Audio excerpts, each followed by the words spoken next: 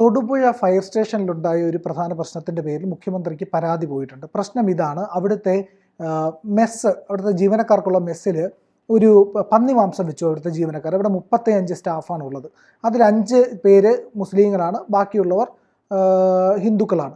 അപ്പോൾ ഇവർ എന്ത് ചെയ്തു എന്ന് പറഞ്ഞു കഴിഞ്ഞാൽ, അവിടെ ഈ 5 മുസ്ലിങ്ങളും ഇല്ലാത്ത ഒരു ദിവസം പന്നി മാംസം പാചകം ചെയ്തു എന്ന് പറഞ്ഞതിന് ശേഷം അവിടുത്തെ സ്റ്റേഷനുമായിട്ട് ബന്ധപ്പെട്ട പ്രധാനപ്പെട്ട ഒരു ഉദ്യോഗസ്ഥൻ വന്നിട്ട് അവിടെ വീണ്ടും മീറ്റിംഗ് വിളിച്ചിട്ട് ഇനി മുതൽ ഇവിടെ ഹലാൽ അല്ലാത്ത മാംസവും ഈ പറയുന്ന പന്നി മാംസവും ഉണ്ടാക്കാൻ പാടില്ല എന്ന്, അതിൻ്റെ കൂട്ടത്തിൽ ബീഫും കൂടെ വെക്കാൻ പാടില്ല, ബീഫ് ഹലാലല്ലാത്തത് കൊണ്ട് അല്ലാത്ത ബീഫായിരിക്കണം അവിടെ പാചകം ചെയ്തത്, അല്ലെങ്കിൽ ബീഫ് വേണ്ട, അതായത് ഹിന്ദുക്കൾക്കും മുസ്ലിങ്ങൾക്കും ഒരുപോലെ ഈ പറയുന്ന ഒരു സുഖിപ്പിക്കട്ടെ, അങ്ങനെ സുഖിപ്പിക്കാൻ വേണ്ടിയിട്ട് ഈ ഭക്ഷണം ഒഴിവാക്കുന്നു.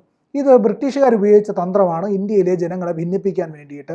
ഇവിടെ ബീഫ് കഴിക്കുന്ന ഹിന്ദുക്കളുമുണ്ട്, പന്നിമാംസം കഴിക്കുന്ന മുസ്ലിങ്ങളുമുണ്ട്. ഇവർക്കൊന്നും യാതൊരു പ്രശ്നമില്ല, കഴിക്കാൻ സ്വാതന്ത്ര്യമുള്ളവർ ഇഷ്ടമുള്ള പോലെ കഴിക്കട്ടെ എന്ന് ഭരണഘടന അടക്കം വിഭാവന ചെയ്യുന്നു. ഇഷ്ടമുള്ള ഭക്ഷണം കഴിക്കാൻ, ഇഷ്ടമുള്ള വസ്ത്രം ധരിക്കാനൊക്കെ ഭരണഘടന പൂർണ്ണമായ സ്വാതന്ത്ര്യം കൊടുക്കുന്ന നാട്ടിലാണ് ഒരു സർക്കാർ സ്ഥാപനത്തിൽ ഇത്തരത്തിലുള്ള മാംസം വിശ്വാസത്തിൻ്റെ പേരിലുള്ളത് നിരോധിക്കുക എന്ന് പറയുന്നത്. ഇത് അത്യന്തം മനുഷ്യത്വ വിരുദ്ധമായിട്ടുള്ള ഒരു നടപടിയായിട്ടേ കണക്കാക്കാൻ കഴിയുള്ളൂ.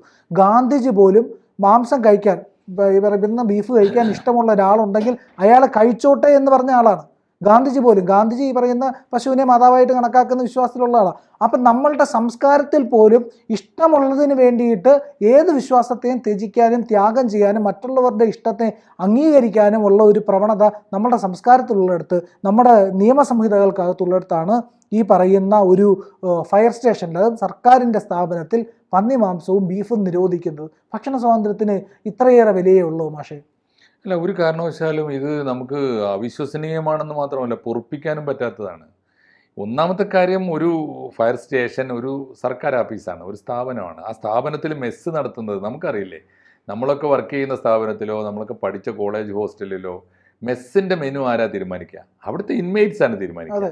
ആ ഇൻമേറ്റ്സിന് എന്തൊക്കെ താല്പര്യമുണ്ടോ അതനുസരിച്ച് ഒരാഴ്ചത്തേക്കുള്ള മെനു ഉണ്ടാക്കും, അതിനുള്ള സാധനങ്ങൾ വാങ്ങിക്കും, അതിൻ്റെ ചിലവ് ഡിവൈഡ് ചെയ്യും, അങ്ങനെയാണല്ലോ. ഈ മെസ്സ് അങ്ങനെ നടത്തേണ്ടതാണ്, ഇതിൽ ആരും ഇടപെടേണ്ട കേസല്ല. പിന്നെ ഈ 5 പേര് മുസ്ലിങ്ങളുള്ള സമയത്ത് മുസ്ലിങ്ങളില്ലാത്ത ദിവസം നോക്കിയിട്ട് വേണോ അവിടെ പോർക്കുണ്ടാക്കാൻ? അതുപോലൊരു ഭയപ്പാടല്ലേ? ഈ 5 പേരുള്ള ദിവസം വേണ്ട. അത് ഒരു പക്ഷേ ഒരു ബഹുമാനമാകാം. ഈ 5 പേരും മുസ്ലിങ്ങളാണ് എന്ന കാരണം കൊണ്ട് അവർ പന്നിമാംസം കഴിക്കൂല എന്നെന്താ ഉറപ്പ്? കഴിക്കണ്ട എന്നുള്ളത് ജാതി നോക്കിയാണോ, സമുദായം നോക്കിയാണോ തീരുമാനിക്കേണ്ടത്? അതൊന്ന്. ഇനിയിപ്പോൾ അവർ 5 പേരും കഴിക്കാത്തവരാണെന്ന് വെച്ചോളൂ, വിശ്വാസപരമായോ അല്ലാതെയോ അവരുടെ ശീലത്തിൻ്റെ അടിസ്ഥാനത്തിൽ പന്നി മാംസം വേണ്ടാന്ന് വെക്കുന്നവരാണ്. അങ്ങനെയാണെങ്കിൽ ആ 5 പേരും ഇല്ലാത്ത ദിവസം അവിടെ പോർക്കുണ്ടാക്കിയെങ്കിൽ എന്താ തെറ്റ്? അത് സന്തോഷമായിട്ടല്ലേ അവർ മറ്റൊരു സ്വീകരിക്കേണ്ടത്? അങ്ങനെയല്ലേ? അവർ പരാതിയായിട്ട് പോകണോ വേണ്ടത്? ഞങ്ങളില്ലാത്ത ദിവസമാണല്ലോ നോക്കിയാണല്ലോ അവർ പോർക്കുണ്ടാക്കിയത്. ഇപ്പോൾ ഉദാഹരണത്തിന് എന്താ, ഇപ്പോൾ നീ മാംസം കഴിക്കാത്ത ഒരാളാണ്, ഇപ്പം ഞാനും നീ ഒരുമിച്ച് താമസിക്കുന്നുവെങ്കിൽ നീ ഉള്ളപ്പോൾ ഞാനും മാംസം വേണ്ടാന്ന് വെക്കുന്നു. അത് നിന്നോടുള്ള ആദരവാണ്, നിൻ്റെ വിശ്വാസത്തോടും നിൻ്റെ രീതിയോടും ഉള്ള ഒരു ബഹുമാനമല്ലേ, പരസ്പര ബഹുമാനമല്ലേ?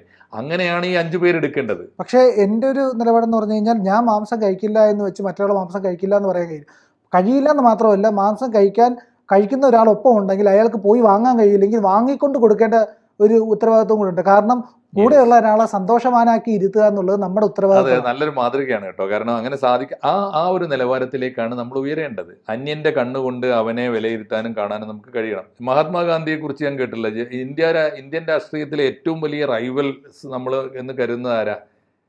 മഹാത്മാഗാന്ധി മുഹമ്മദ് അലി ജിന്നയുമാണ്. ജിന്ന അതിഥിയായി വരുന്ന ദിവസം അദ്ദേഹത്തിന് വേണ്ടി പ്രത്യേകം മദ്യവും ഈ പന്നിമാംസം ഉൾപ്പെടെയുള്ള മാംസവും കരുതി വെച്ചിരുന്നു മഹാത്മാഗാന്ധി എന്ന് പുസ്തകങ്ങളിലുണ്ട്, ചരിത്ര പുസ്തകങ്ങളിലുണ്ട്. എന്താ അതിൻ്റെ അർത്ഥം?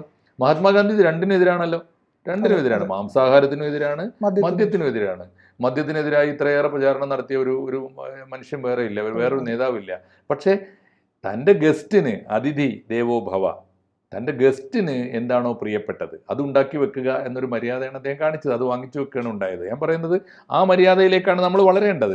അതിന് പകരം ഈ 5 പേര് സത്യത്തിൽ അവരാദ്യം തിരിച്ചറിയേണ്ടത്, ഞങ്ങളില്ലാത്ത ദിവസം ഞങ്ങൾക്ക് ഇഷ്ടമല്ലാത്തത് അവരുണ്ടാക്കിയില്ല, ഞങ്ങളില്ലാത്ത ദിവസമാണല്ലോ ഉണ്ടാക്കിയത്, അവരാഘോഷിക്കട്ടെ സന്തോഷിക്കട്ടെ എന്നല്ല വിചാരിക്കേണ്ടത്. അതിനെന്താ കംപ്ലൈൻറ്റ് ചെയ്യേണ്ട കാര്യം എന്താ? പന്നി മാംസം ഭൂമിയിൽ ഇന്ത്യയിൽ നിരോധിക്കപ്പെട്ട സാധനമാണോ? കേരളത്തിൽ നിരോധിക്കപ്പെട്ടിട്ടുണ്ടോ? ഇനി ബീഫ് നിരോധിച്ചു, ആരാണ് നിരോധിക്കാൻ പോണത്? ഇപ്പോൾ ഇവർ ഏത് ഗവൺമെൻറ്റാണ് ആലോചിച്ചു? ഇപ്പോൾ പിണറായി ഭരിക്കുന്ന കാലമാണല്ലോ.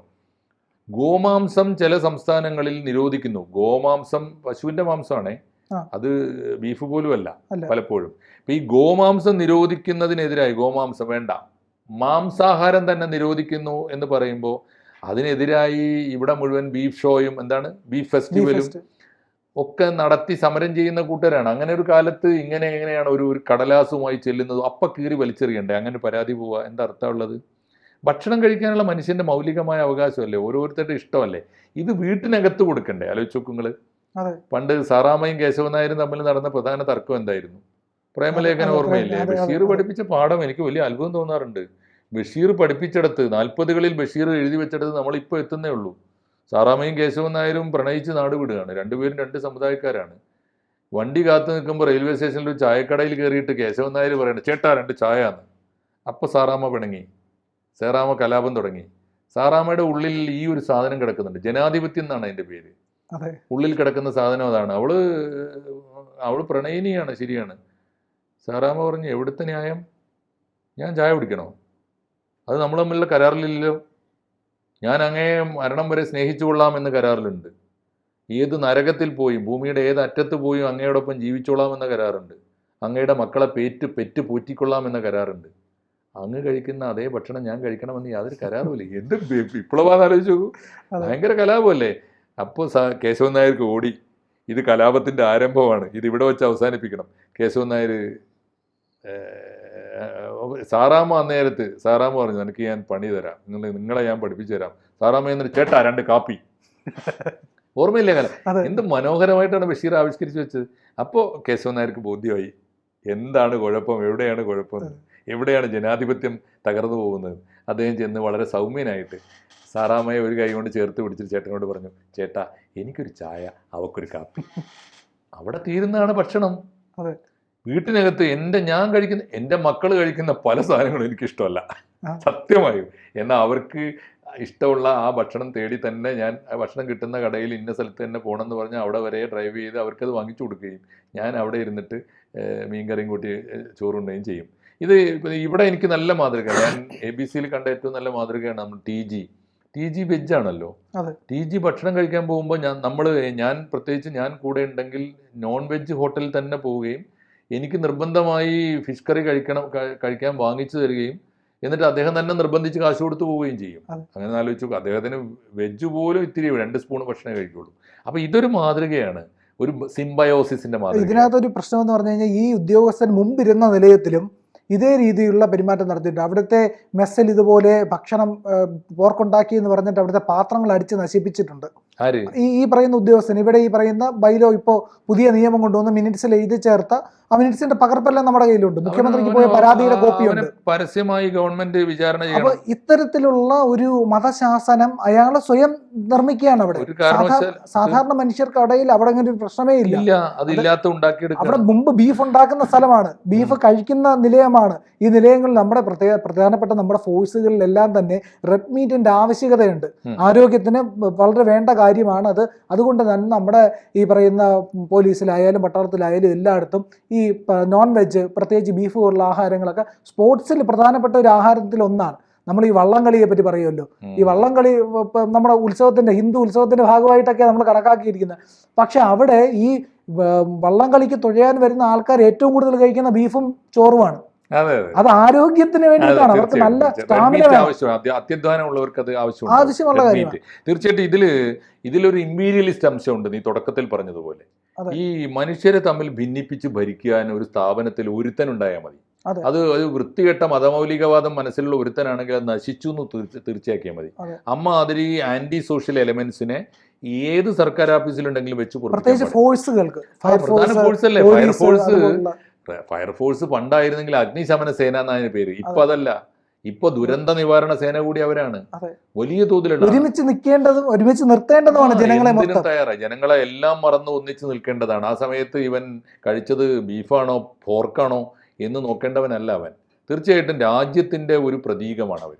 പ്രത്യേകിച്ച് യൂണിഫോം ഇട്ട നമ്മുടെ സേന, അവർ രാജ്യത്തിന്റെ പ്രതീകങ്ങളായ ഒരു സുരക്ഷാ സേനയാണ്. ആ സേനക്ക് ആദ്യം വേണ്ടത് ഒരു ദേശീയ ബോധമാണ്, ജനാധിപത്യ ധാരണയാണ്. അതില്ലാത്ത ഒരുത്തൻ ഏത് സർക്കാർ ഓഫീസർ, തൊടുപുഴ ഫയർ സ്റ്റേഷനിലായാലും എവിടെയായാലും അവനെ ഇത് പഠിപ്പിക്കാനുള്ള ബാധ്യത ആ സ്ഥാപനത്തിന് മാത്രമല്ല സർക്കാരിനുണ്ട്. മുഖ്യമന്ത്രിക്ക് പരാതി കിട്ടിയെങ്കിൽ മുഖ്യമന്ത്രി ആദ്യം പഠിപ്പിക്കേണ്ടത് അവനെ വിളിപ്പിച്ചിട്ട് അവന് ജനാധിപത്യം എന്താണെന്ന് പഠിപ്പിച്ചു കൊടുക്കണം. അതാണ് ചെയ്യേണ്ടത്. ഇന്ത്യയുടെ മഹത്വം പഠിപ്പിച്ചു കൊടുക്കണം. മനുഷ്യനെ ബഹുമാനിക്കാൻ പഠിപ്പിക്കണം. പരസ്പര ബഹുമാനമില്ലാത്ത ഒരു രാജ്യത്ത് ഒരിക്കലും ഒരുമ ഉണ്ടാവില്ല, ഐക്യം ഉണ്ടാവില്ല, അഖണ്ഡത ഉണ്ടാവില്ല, ഇന്ത്യയും ഉണ്ടാവില്ല. കൂടുതൽ വാർത്തകളും വിശേഷങ്ങളും നിങ്ങളിലേക്ക് എത്താൻ ABC മലയാളം സബ്സ്ക്രൈബ് ചെയ്യുക, ബെൽബട്ടനും അമർത്തുക.